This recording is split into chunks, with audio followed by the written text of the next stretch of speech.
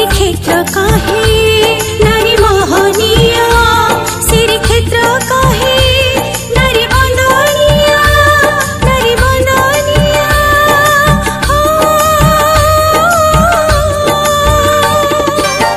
नारी जातिरा गुण गौरव नारी जातिरा गुण गौरव विश्व कहे नारी चिरबंदिता नारी शक्ति महिमा नारी कृति महिमा नारी शक्ति महिमा नारी कृति महिमा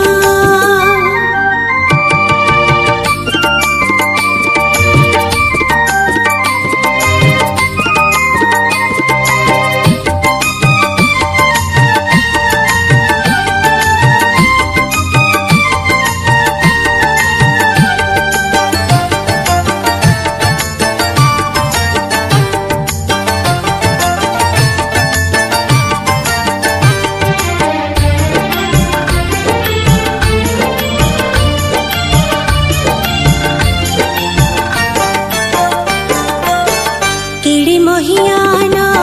श्रीक्षेत्र माटी सर्वगुण नारी सम्मिलन एठी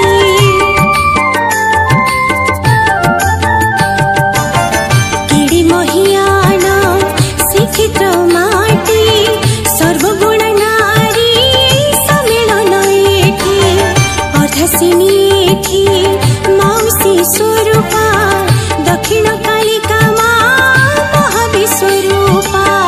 रामचंडी हर चंडी शक्ति स्वरूपा चौदिके रही छंती नारी महाशक्ति श्रीक्षेत्र रे विराजित स्नेह शांति प्रीति नारी शक्ति महिमा नारी कृति महिमा नारी शक्ति महिमा